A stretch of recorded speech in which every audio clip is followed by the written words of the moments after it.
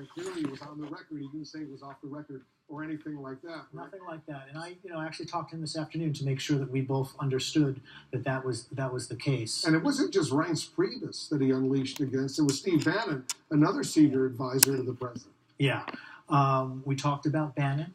And he said, I'm not Steve Bannon. I'm not trying to, few expletives there that you can see on your screen. I'm not trying to build my own brand of the expletive strength of the president. I'm here to serve the country. So he was comparing himself, he was comparing himself favorably to Bannon, who he was arguing is sort of out for himself, is trying to get in the limelight in the media. This was in the context of a discussion of his media profile and whether, he'd be interested in being profiled or not. And he was saying, no, that's not my interest. I'm not like Bannon.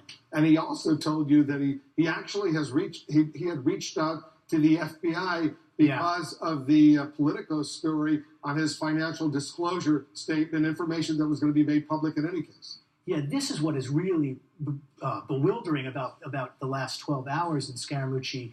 He believed that someone had done something illegal when, in fact, when the facts came out today, a reporter at Politico had simply gone to the Export-Import Bank and taken the public financial disclosure form. But when the story yesterday came out, he believed that Reince Priebus, in his words, illegally leaked his financial disclosure information. That is not the case, but when I was talking to him last night, he was very worked up about that, and that's what he believed.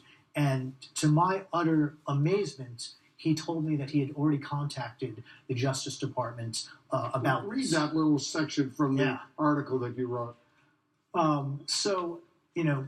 Sometimes he occasionally talks about himself in the third person, and his nickname is the Mooch. So he says, okay, the Mooch showed up a week ago. This is going to get cleaned up very shortly, okay? Because I nailed these guys. I've got digital fingerprints on everything they've done through the FBI and the expletive Department of Justice. And I interjected, what? Well, the felony. They're going to get prosecuted, probably for the felony. So at this point, he believed that this information from his financial disclosure form was illegally leaked, and he was going on a tirade about it and saying that the FBI was going to be involved and that senior White House staffers would be prosecuted for this. We learned today that there's just actually nothing to back that up. The reporter who learned of his financial information just got it from a public source. I guess the bottom line in all of this, Ryan, and you've covered the White House, you've covered Washington, like I have for a while. How can the president continue to have a White House chief of staff, Reince Priebus, a senior advisor, Steve Bannon, at war with the communications, the new communications? He's only, I think maybe today was his first official day on the job. Can this continue, given the exchange, given these words, the expletive-laden attacks that Anthony Scaramucci has now leveled against these other top White House officials? It's a great question. I mean, what President Trump has done is he's just the White House was already deeply factionalized, and it was like putting Anthony Scaramucci in that job was like throwing a grenade into an ongoing civil war in the White House.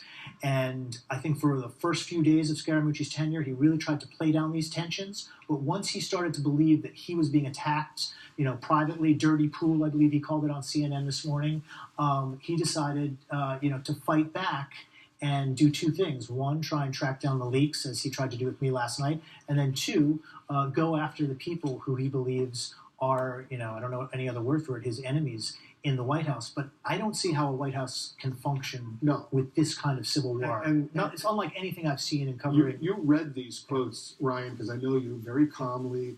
But what was his demeanor? What was it, the tone when he was speaking to you on the phone? What was he like? He was very worked up. He was